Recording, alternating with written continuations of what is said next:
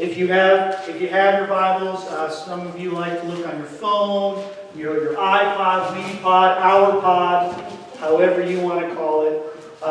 And for visitors, we have the red book in your pews, a Bible if you want to turn there as well. To the book of Matthew in the New Testament. Matthew chapter 25, verses 31 through 46. Matthew chapter 25, verses 31 through 46. You know, the Bible speaks of a great many things within it. Great many things. It speaks first and foremost of God continuously acting on our behalf. God continuously acting on our behalf. First and foremost, that's what the Scriptures talk about. But it also speaks of how we are to treat others. Just as God has acted on our behalf, we are to act on the behalf of others. We are to emulate what God has done or what God has been for us of and unto others. For when we do for others, we represent God. A.k.a. you represent me as in God. To put it another way, you've done it unto me. The title of this message for this week. You've done it unto me. Again, Matthew chapter 25, verses 31 through 46. When the Son of Man comes in His glory and all the angels with Him, He will sit on His glorious throne. All the nations will be gathered before Him, and He will separate the people one from another, as a shepherd separates the sheep from the goats. He will put the sheep on His right and the goats on His left. Then the King will say to those on His right, "Come, you who are blessed by my Father, take your inheritance, the kingdom prepared for you since the creation of the world. For I was hungry, and you gave me something to eat. I was thirsty, and you gave me something to drink. I was a stranger, and you invited me in. I needed clothes, and you clothed me. I was sick, and you looked after me. I was in prison, and you came to visit me." Then the righteous will answer Him, "Lord, when did we see you hungry and feed you, or thirsty and give you something to drink? When did we see you a stranger and invite you in, or needing clothes and clothe you? When did we see you sick or in prison and go and visit you?" The King will reply, "Truly I tell you, whatever you did for one of the least of these brothers and sisters of mine, you've done it unto me." Then He will say to those on His left, "Depart from me, you who are cursed, into the eternal fire prepared for the devil and his angels. For I was hungry, and you gave me nothing to eat. I was thirsty, and you gave me nothing to drink. I was a stranger, you did not invite me in. I needed clothes, and you did not clothe me. I was sick and in prison, and you did not look after me." They also will answer, "Lord, when did we see you hungry or thirsty, or a stranger, or needing clothes, or sick or in prison, and did not help you?"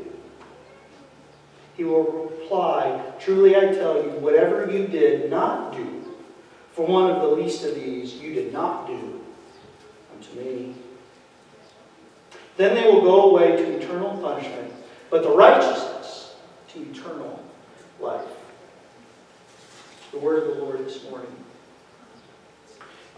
Quite frankly, in putting it very bluntly, this text is a text of instruction to the living. This text is a text of instruction to those living, are still alive, walking, breathing human beings. It's for us. A text of instruction. Just as parents have sat us down, or us as parents have sat our children down and had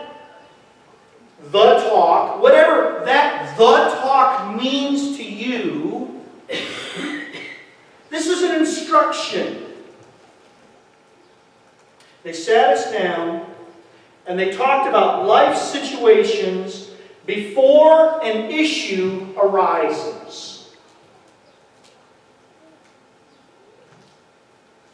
This is essentially proactive parenting.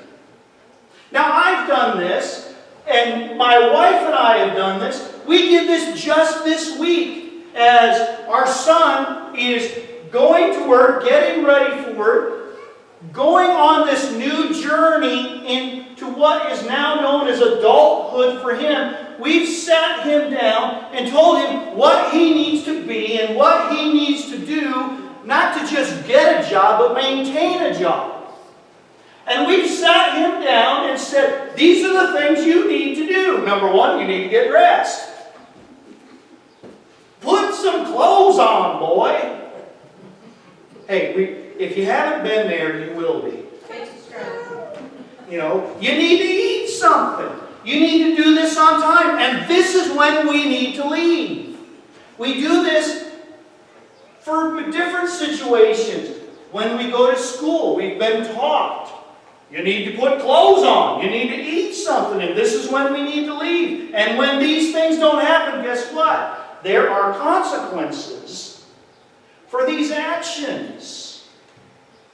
There are consequences for these actions. This is what proactive parenting really looks like. And what the proactive parent is doing is telling us what we need to be and what we need to do. Proactive parenting. And these are the results of your decisions. That's what this text is really doing.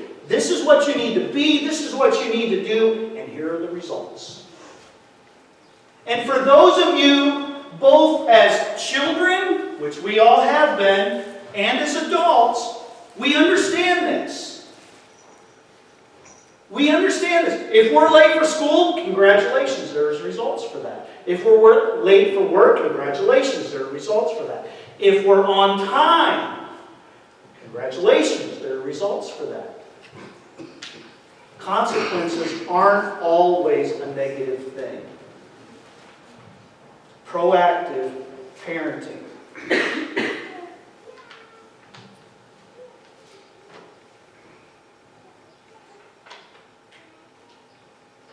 And you, I, we, and us, these are the decisions that we must make. Oh, and by the way, with this text, there's no negotiation. There's no compromise here. No negotiation with mommy and daddy. No negotiation with the boss. No negotiation with the professor or teacher or some other person deemed in charge. There are no negotiations here. These are the results of the actions, should you choose to take them.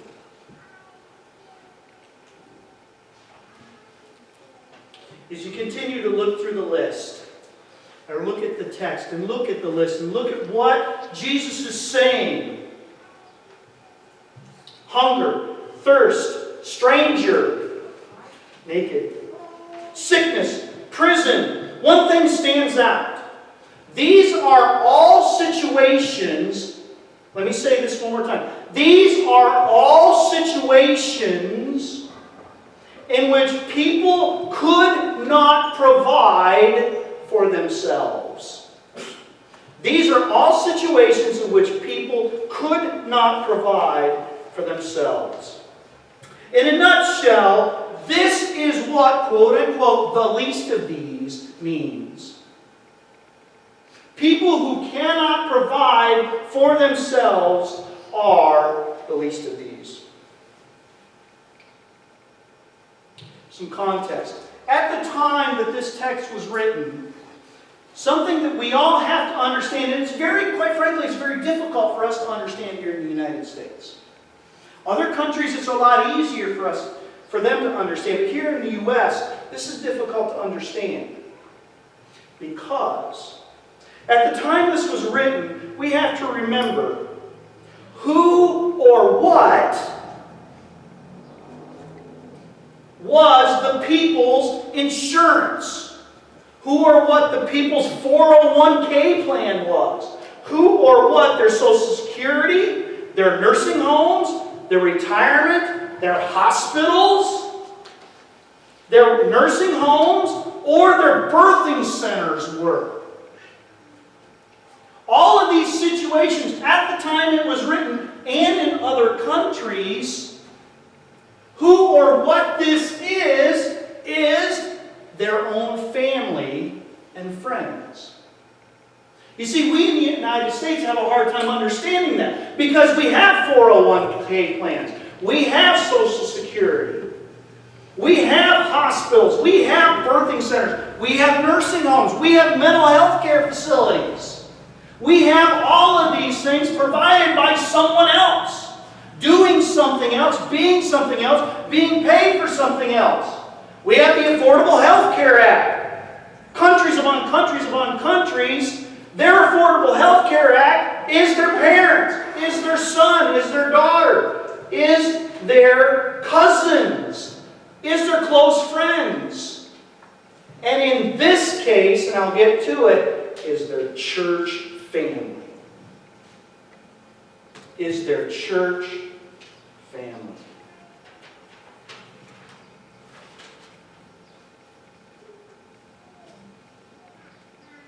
Many on this list, Jesus is speaking of, as I just said, had no family.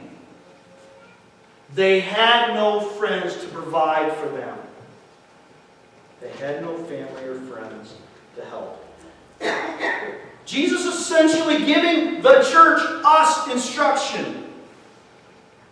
Telling them, us, we, I, and you, who we are to become. We are to become these individuals, the least of these, the people who cannot do for themselves. We are to become their family. We are to become their family. It reminds me of a hymn, an old hymn. One that if you've been to church for any length of time, you've heard at least once. I'm so glad I'm a part of the family of God. I've been washed in the fountain, cleansed by His blood. Join heirs with Jesus as we've traveled this sod. For I'm part of the family of God. You know what? We sing that in church.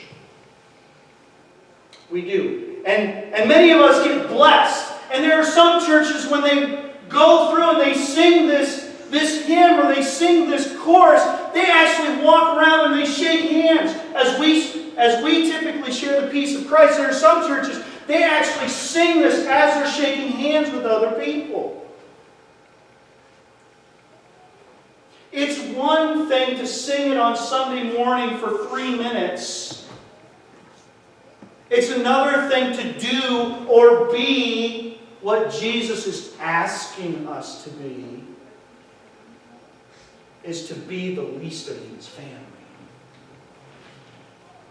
That's what Jesus is asking us to do. Jesus is asking us to be those who do not. Those who are not, those who have not, we are to be their family. And there are thousands of people, there are hundreds of people in this community that struggle with that. They don't have family. And Jesus is saying, be glad to not just be a part, but be family. Be a part of these people's lives.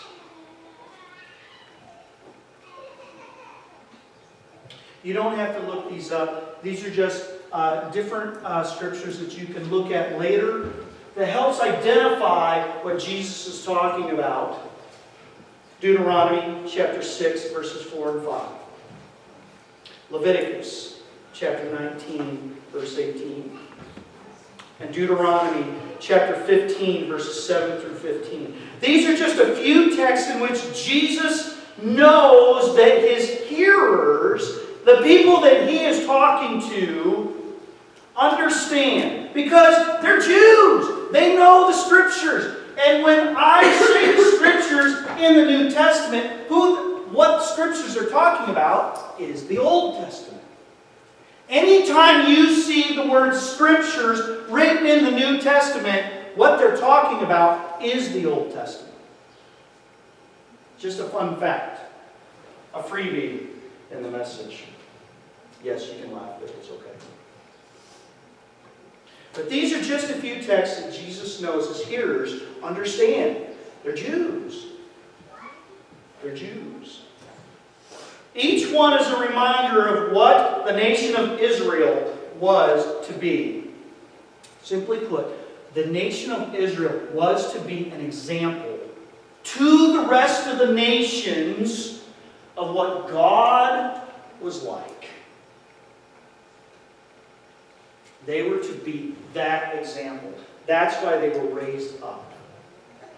This is what you're to be like. This is what I am. And you are to show it. And those are just a few examples. And you can read through the entire Old Testament and see it. But Lord, when did we see you? And it goes on. Lord, when did we see you? You know, this is a question asked by both sides, both the sheep and the goats. Lord, when did we see you? Hungry, thirsty, naked, in prison. When did we see you in these situations? If both groups, recognize this, if both groups, both the sheep and the goats would have recognized or known it was God or Christ in this position or in this predicament, both groups would have gladly provided the help. Both groups. Not one or the other, both of them. That is a very unique distinction that we have to understand. If both groups had recognized Jesus was in need, they would have helped. And I ask the question, are we any different? When there's someone that we know really well and love, will we not go out of our way to help them? If there's someone that we really, really love, that we have an affinity for, that someone that's very close to us, and they're sick, or they're hurt, or they're in jail for whatever reason, or they're thirsty, they've lost their home, do we not in any way, shape, or form, for any way, shape, or form, try to help them? The answer is yes. Because we know them, and we want to be there for them. They are our family. But we have a connection with them, a deep connection. Both sides asked the same question. Both groups indicate compassion. Lord, if we only knew. For those that they deem, quote unquote, worthy. Both groups provide an essence of compassion for someone that they deem as, quote unquote, worthy to be loved.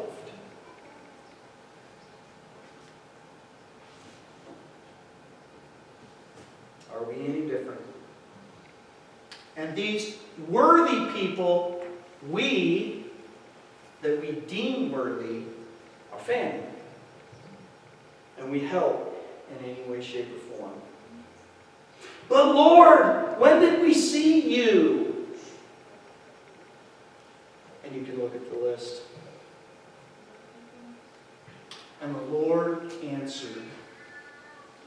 Lord, did we see you? And the Lord answered, and the Lord said, when you went to Shenandoah School, when you went to Shenandoah School and you helped set up a stage and you helped set up props and you worked with the kids and the teens and the adults and you put up tables and you cleaned the floor. When you cut out props and you taped them together or glued them together or screwed them together. When you helped with the streamers and the flyers. When you helped with the man lift or the ladders. When you baked cookies or brownies or tarts or purchased cakes, cookies and brownies or tarts, and you took them to Shenandoah School. When you dressed up, put on a tie or put on a dress or put on something nice, the nice clothes, and you went to the event and you served the residents. And you cleaned up. And when you went during the event and you talked to both the residents and you shook their hand and you laughed with them and you danced with them. And you talked not just to the residents but the primary caregivers. And when you stayed afterwards, even though your dogs were tired, your feet were tired and they hurt, and you've been there all day, and you stayed and you cleaned up. You did dishes. You mopped the floor. You moved hundreds of tables and chairs. You took down the decorations. And Jesus said, when you prayed for the event,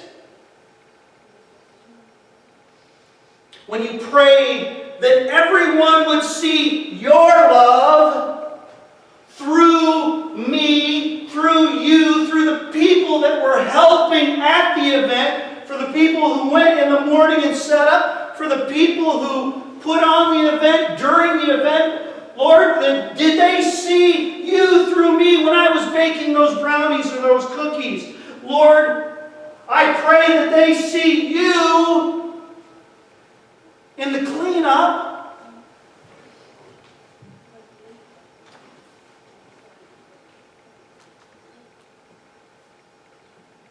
When you did these, you did it unto me. That's what Jesus said. That's what Jesus said.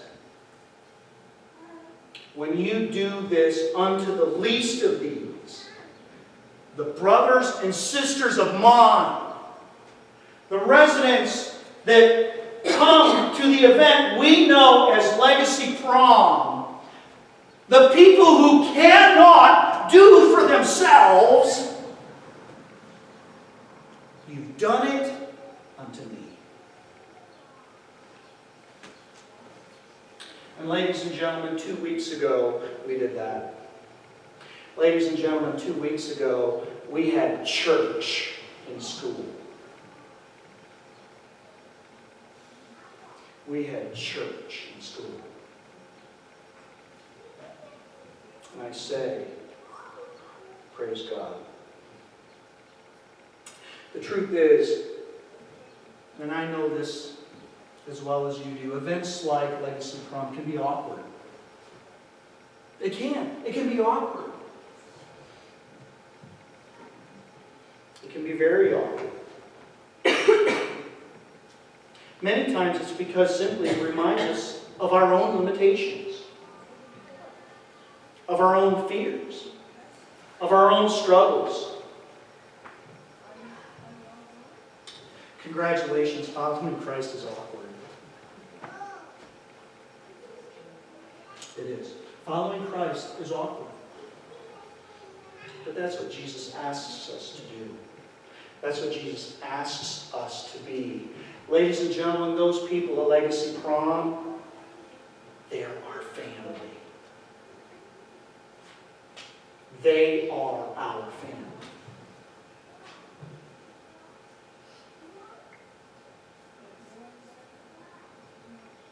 Following Christ is awkward. You know what? Loving others is awkward. But through love and compassion, that's what Christ asks us to do. And Christ commands it. Today, it's my honor. It truly is. It's my honor and privilege to honor some sheep. Some sheep today. The Shenandoah FFA has been an amazing example, and we appreciate the leadership that you've provided. To those members who would like to come up, specifically the advisors, but students, if you want to come up, please come up. We have a little token of appreciation for you. Come forward if you would. And we'd like to present something.